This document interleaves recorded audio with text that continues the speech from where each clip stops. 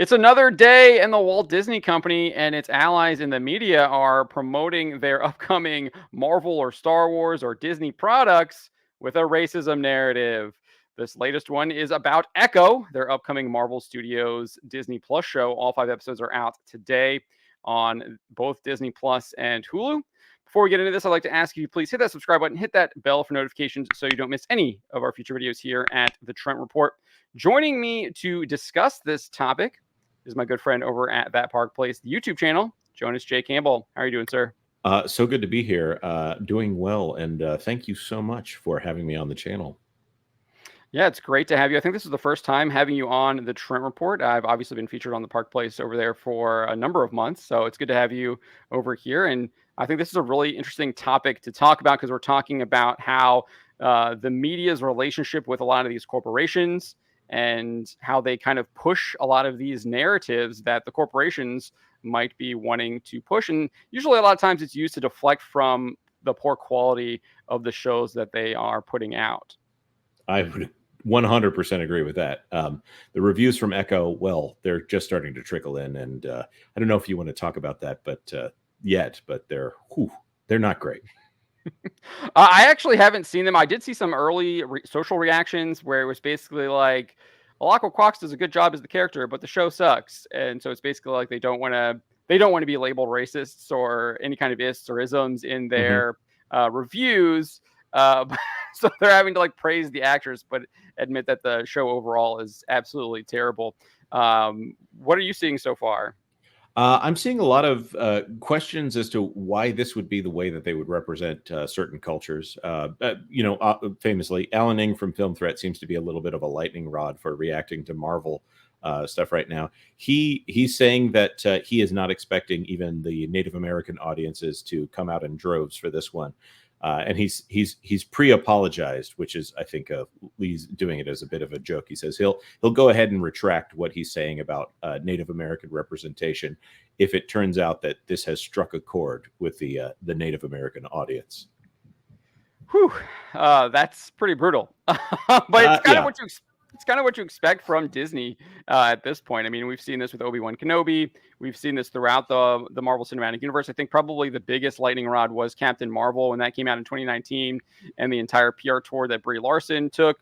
We saw that obviously, I think a little bit with Daisy Ridley and Rey and all the stuff there with Star Wars. So this is kind of their MO. This is what they do. We see this over and over and over again. So this isn't surprising, but it's just another piece of evidence showing that I don't think this company is changing, and I don't think they can change unless they have massive change in leadership, roots out a lot of these problems, a lot of this disgusting behavior that they have. So let's get into this here. I wrote this up over at thatparkplace.com. You should have that bookmarked. It is the #1 place for pop culture news. Absolutely. And the headline here is The Hollywood Reporter attempts to promote Echo with Native American racism narrative. Actress Deb Jacobs joins in. If you aren't familiar with who Deb Jacobs is, she is the voice of Kahari, which is this Native American character that they introduced in the What If animated show, which is a kind of Marvel Studios animated spinoff with possibilities of things that could have happened in the Marvel Cinematic Universe. She also plays a supporting character in the Echo series. So that is who she is. She is not Alako Quox, who is the main character that plays Maya Lopez in the show. But let's get into this here. This is Deborah Jacobs here. She was, I don't know where she was at. I guess they're at some kind of promotional event for Echo. She's speaking to the Hollywood Reporter. I think the journalist at the Hollywood Reporter, his name is Ryan Fish. And let's just listen to this clip here and see what he asked her. And then we'll get into her response real quick. I'm wondering if you saw this. There was a journalist that went viral recently for suggesting or basically asking if Echo and Kahori both needed to exist within the MCU, which is... They really ask that? They absolutely did, and it was so egregious. I was just wondering if you had a reaction and if you could explain why it's important to have multiple native characters in a project.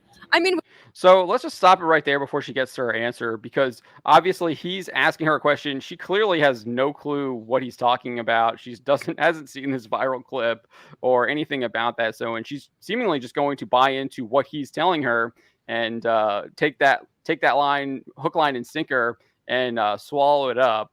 But But let's get into what exactly he's referencing. And I think this is what he's referencing here. Is this clip from Grace Randolph, film critic and YouTube personality, and what she has to say. So we have the full context of what's actually happening before we answer a clearly baited question, in my opinion. So this is what Grace Randolph had to say. And just like with Captain Carter in season 1, who's back here again, season 2 introduces another new character to the MCU, Kahori, who is basically Tesseract Pocahontas. In fact, the beginning of her episode reminds me so much of the beginning of that Disney animated movie. Now, I wasn't sure about her at first. Should we have this character and Echo, who's coming up, right?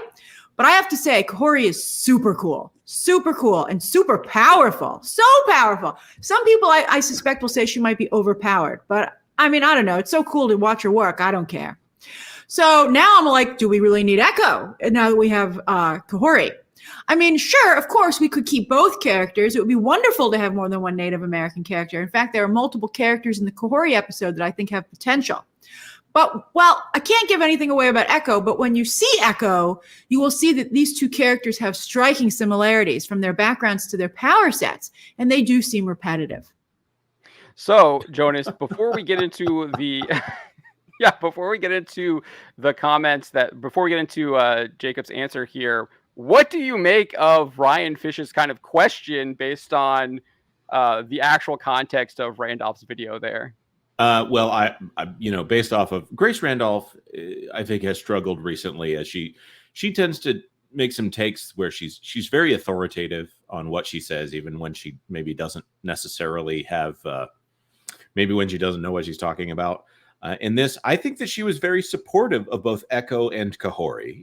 So any statement that was questioning her, I think would say would be something that is taking what she is saying out of context. Yeah, 100% agree with that. I also think even if you want to take it out of context a little bit, she does say that the two characters are almost identical with their origins and their power sets and everything like that. And that's like her main criticism there. It's not about that we need to we can only have one Native American character. If you have two, you're duplicating already. It's like, no, that's not what she's saying. She's actually saying you literally created the same character and put it in just two different shows. And she's saying she'd rather have more of the different characters, even if they are from different Native American tribes and things like that. I'll also point out that getting from her. If you're going to have Native American characters in two different productions by the same studio, maybe you could leave room for multiple Native American actors to get these roles instead of putting the same actor in both roles. Just a thought.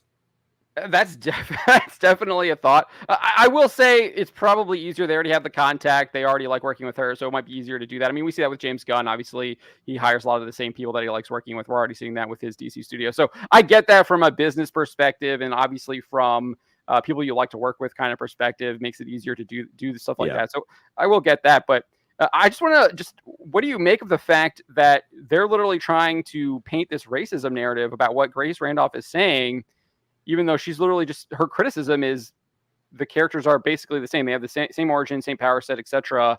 There's no real difference. You just gave them two different names. Well, I think that they're trying to create a racist narrative. As I pointed out on Twitter, that the demand for racism is outstripping the supply, and so that they have to create their own fake racism, synthetic racism, in order to try to appease their need to have a villain here, because apparently they can't market this show on its own merits. So they have to create this religious experience for the people of Hollywood. This is the thing. In their own minds, they like to think to themselves, well, this would work in our group. We could shame people into being silent about their problems with the show. So why don't we just try to shame the audience into that? And it doesn't even occur to them that there are people with a different viewpoint somewhere out there in the world that are not looking for diversity as a checkbox, but instead looking at the quality of the content or even the quality of the performance. They think, oh, well, this is how we work in crazy California, so it must be how everyone else thinks. I think you're 100% right, and I think Deborah Jacobs buys into this as well. Obviously, she has no idea what the actual video was, what Grace Randolph says, but she is there to push that message. I think that this is my opinion, like, because she doesn't ask to like get the context. She completely just goes right in to the narrative. And let's listen to what exactly that narrative is. I think it'll be very obvious what it is once you listen to what she has to say. But here she is. Would somebody go up to a white guy and say, like, this is the one perspective for a white story that there is out there? Like, would somebody go and say that? That's egregious. That's insane that anybody would say that. I think Actually, that I don't know. I don't even. Okay, let's first of all point out that Doctor Strange was described as a Tony Stark type, or Joss Whedon pointed out that all of the Avengers pretty much have punchy powers. So yes, there is a lot of consistency there. Maybe he didn't bring race into it. I don't think Grace Randolph brought race into it, except that race is central to the story of Echo, and race is central to the story of Kahori in What If. It's Disney's own fault here for making the story about race and therefore creating the same racial narrative over and over again. That's Disney's fault. That's not Grace Randolph's fault. And shame on you for making me come in here and defend Grace Randolph.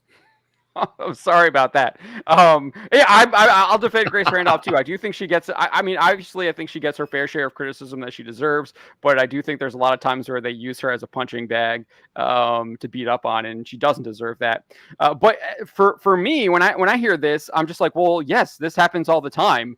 People talk about derivative characters all the time. Oh, that's just another Superman. We've already seen that before. That's just like the Sentry, right? He is Marvel's quote unquote Superman, and it's like, well, we don't need another Superman. So that happens all the time. And I'm sorry to tell you that it does, but that's the reality of it. That does happen. People do make those complaints. I forget who said it, but there was a recent comment by one of these Hollywood types of, we don't need another superhero played by a white guy named Chris, which is it's a hilarious statement because yes, there are a lot of white guys in the MCU named Chris. But that was meant very derogatory towards, I don't know, white men. So, yeah, this is not the thing that audiences are focused on. And they are really wanting to play up that aspect of everything being historic. We're probably not going to get into the article that I showed you earlier, where they're talking about, oh, we didn't know we would have so many historic moments in this Echo series, when it's very clear they picked Echo because it has so many firsts for the MCU.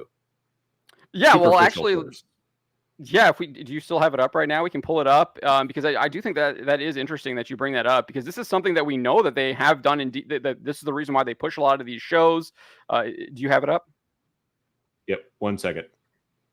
But this is something that they do indeed do. We saw this with Eternals. Kevin Feige literally said, I think it was Entertainment Weekly, one of the trade outlets, was talking about how the reason why the Eternals film got pushed up is because they were swapping the gender, swapping the races, changing the sexuality of all the characters. That's why it got moved to the top of their production list. And Echo clearly is the benefactor of that as well. And then we also know that they didn't even want to include Doctor Strange, the most obvious character to be mentoring Scarlet Witch in the WandaVision show, was because he was white. And how would that be if a white man was teaching someone about power? I think that's, like, I'm paraphrasing him, but it's pretty close to exactly what he had to say, Kevin Feige had to say while promoting that show. So this is something we know that Marvel Studios does indeed factor into when they are making their production decisions. And so let's look at this right here. We'll get back to what Deb Jacobs had to say in the rest of her answer, because I do want to get back to that. But this is over at Deadline. You can see here Echo director and EP Sidney Freeland on how Marvel crafted its first TVMA series. Obviously, they're talking about Marvel Studios because the Marvel Television Unit under Ike Perlmutter did all of those TVMA shows over at Netflix years ago. But as you can see right here, this is Deadline, which is owned by the same company as The Hollywood Reporter, Penske Media. None of this is lost on director and executive producer Sidney Freeland, who didn't necessarily intend to make an MCU series with so many historic milestones. Oh, sure. Didn't necessarily intend to make. Yeah, it's no. First of all, you have a native and deaf actress, so that casting call right there that's a very specific casting call, and they weren't going to cast someone who wasn't deaf for this role. And with Alaqua Cox, it sounds like they got someone who was deaf and Native American, sorry, and also an amputee. So they felt like they found they won the diversity jackpot there with Alakwa Cox. So no disrespect to the actress, I think they're using her as a meat shield here for their production. They want to hold her up as a defense because they like to put race and gender and sexuality and immutable characteristics and use disabled people as their protection against not paying people to make a good show. 100%. As I've said before, this is what we've seen them do over and over and over again. Obviously, the most, I think, prominent example is the Obi-Wan Kenobi show and what they did with the Reva character and all the criticisms that got. And they did that even before the show even came out. And so we've also seen that. What was her name?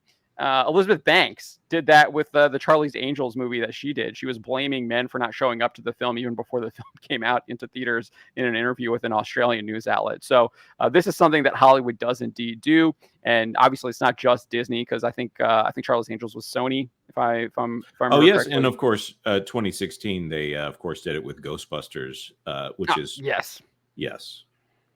Yeah, and then we even saw it with Terminator, where the director, I'm blanking on his name right now. It's like Tim something.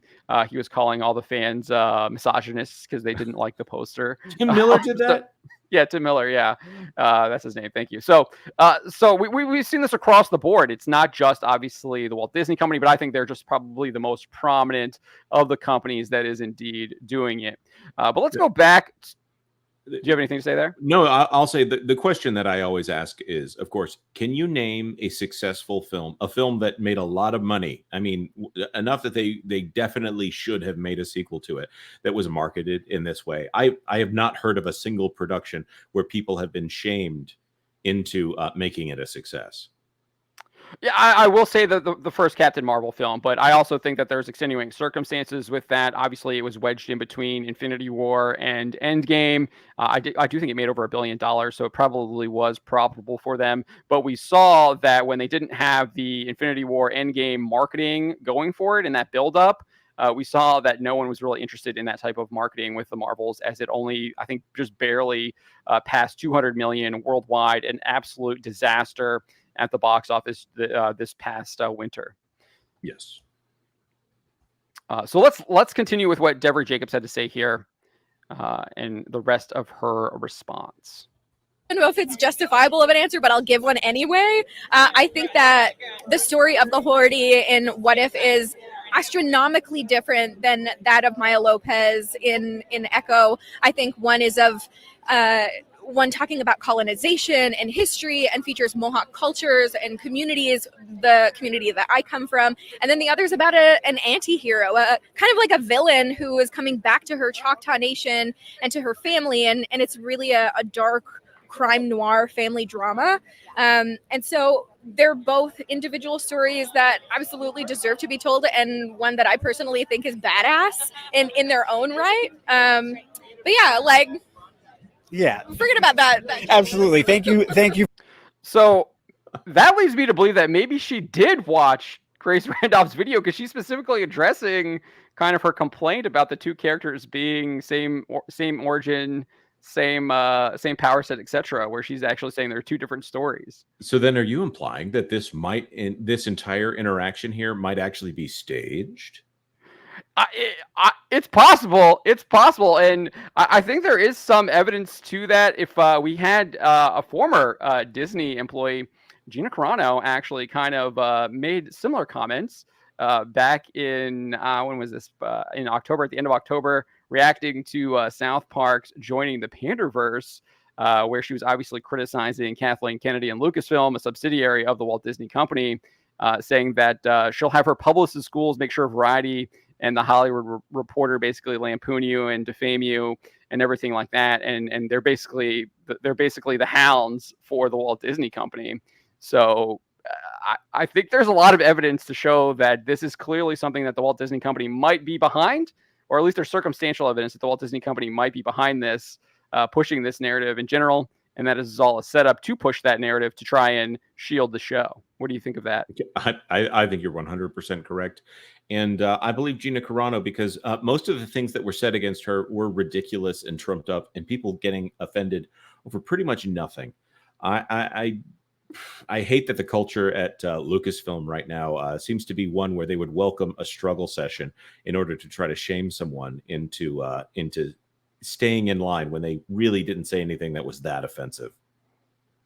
No, they didn't say anything that was offensive at all. They spoke the truth and held to the truth and refused to bow to the people wanting you to believe in a lie. Yeah. And then they want to shame you into buying into that lie, and Gina refused to do that. So props to her for doing that, and props to her for exposing a lot of what's going on. But I just don't see the Echo show turning out well, given the fact that this is the type of marketing we're getting from them leading up to it.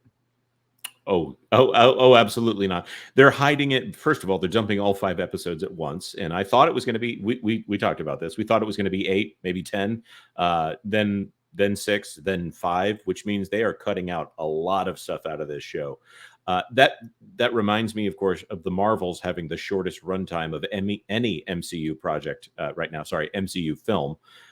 And finding out later that they cut out a confirmed lesbian romance between Valkyrie and Captain Marvel. Instead, they put her in a tight tank top and a midriff during most of the film, and it's the shortest and the least offensive, at least as far as content goes. So I think that Disney right now is on what's the best way to put it? While they're using this person as using her representation points to try to promote themselves, they're also in retreat and trying to get out of here as damage-free as possible. Did I mention they're also hiding it behind Percy Jackson, which they're actually advertising Percy Jackson and the Olympians. That drops at the exact same time. And I'm going to guess between the two that Percy Jackson is going to have the opening tile on Disney Plus when you open it. I would not be surprised. What I find really interesting is that none of this kind of is quieting the noise, as Bob Iger has said on multiple occasions. It just seems to be amplifying it.